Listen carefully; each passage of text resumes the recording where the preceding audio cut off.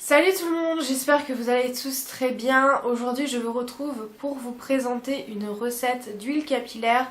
J'ai décidé de me refaire une huile capillaire que je vais conserver dans un flacon en verre pour que ça se conserve mieux et que j'utiliserai pour faire des bains d'huile puisque je vais bientôt chez le coiffeur et d'ailleurs à l'heure où je vous posterai cette vidéo je pense que j'y serai déjà allée. Ça faisait un petit moment que j'avais arrêté de faire des bains d'huile, à vrai dire je mettais plutôt des soins comme des après-shampoings ou des masques qui sont déjà tout faits par manque de temps. Mais là je me rends compte qu'il faut vraiment que je commence à m'y remettre, en plus on arrive dans les beaux jours avec le soleil etc. C'est quand même important de faire des soins à ses cheveux. Pour cela vous aurez besoin de plusieurs ingrédients, évidemment de l'huile de coco. Voilà, moi c'est une huile que j'adore pour les cheveux. De l'huile végétale de moutarde qui est très utilisée par les indiennes. Donc voilà, c'est une huile qui va être très bonne pour stimuler et gainer le cheveu et sa pousse. Vous aurez également besoin de l'huile essentielle d'ylang-ylang. Alors pourquoi cette huile essentielle précisément? Parce qu'elle est équilibrante pour le cuir chevelu et qu'elle gaine et aide à faire briller le cheveu. Ensuite, vous aurez besoin de céramide végétale qui est un actif trouvable sur le site d'Aromazone qui va aider à gainer le cheveu et du coup à former une espèce de pellicule protectrice autour de celui-ci, mais c'est un actif donc vous n'êtes pas obligé de le rajouter. Moi je l'ai, j'ai envie de le terminer donc c'est pour ça que je vais le rajouter à ma préparation, mais c'est complètement facultatif. Et enfin vous aurez besoin d'un beurre végétal, donc vous pouvez utiliser le beurre de karité mais moi j'avais envie de tester le beurre de mangue que j'ai depuis pas mal de temps dans mes placards. Je l'avais prise sous forme d'une petite dosette de 10 ml que vous pouvez trouver sur le site d'Amazon, donc c'est le beurre que je vais utiliser aujourd'hui. Et voilà, vous avez besoin que de ça. Sinon en accessoire vous avez besoin d'un petit fouet, d'un bol, de quoi faire un bain-marie et également si possible d'une balance. Sinon le plus souvent moi je fais mes mélanges à vue d'œil quand il s'agit d'huile végétale, hein, évidemment quand il s'agit d'huile essentielle etc c'est plus compliqué, mais là vous pouvez très bien faire toute la recette à vue d'œil. C'est parti! Alors là, j'ai pris mon huile de coco que j'ai fait préalablement chauffer au bain-marie pour que ça soit plus simple et j'ai décidé de faire la recette sans ma petite balance.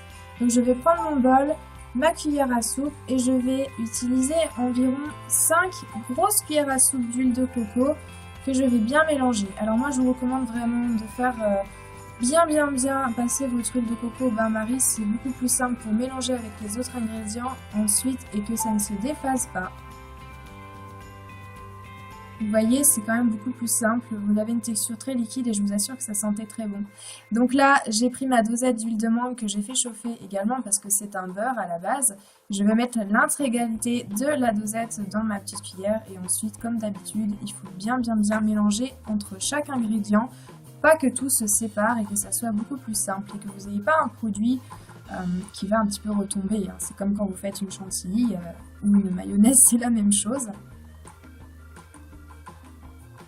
Ensuite, évidemment, l'huile de moutarde. Donc, c'est une huile qui va être très bonne pour les cheveux parce qu'elle est ayurvédique, elle est utilisée par les Indiens. Donc, voilà.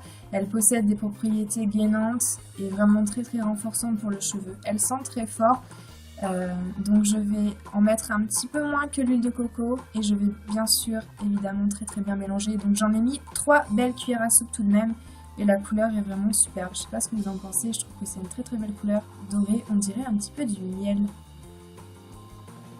Les céramines végétales, donc je conseille d'enlever le capuchon compte-gouttes. D'ailleurs je ne comprends pas pourquoi Amazon ne l'enlève pas à la base parce que c'est vraiment pas du tout pratique. Comme vous allez le voir, c'est super difficile à sortir. C'est très épais et très visqueux, on dirait un petit peu du coulis, du sirop d'érable qui aurait un peu mal vieilli, j'ai envie de vous dire. Donc j'en mets à vue d'œil, je vais pas vraiment me prendre la tête avec des mesures. Aujourd'hui, c'est vraiment une recette super simple qui est réalisable à vue d'œil. Et bien entendu, il faudra mélanger à fond parce que les textures là entre elles sont complètement différentes. Donc c'est très important pour que la céramide végétale réussisse à bien s'incorporer et bien se mélanger uniformément. Et enfin, l'huile d'ylang-ylang, moi j'adore son odeur. Mais ce n'est pas que pour cette raison-là que j'utilise, elle est très bonne pour les cheveux secs, les cheveux ternes, les cheveux cassants. Et elle gaine et fait briller les cheveux, donc c'est vraiment un super bon point. Et je vais en mettre à peu près 5 à 8 gouttes maximum.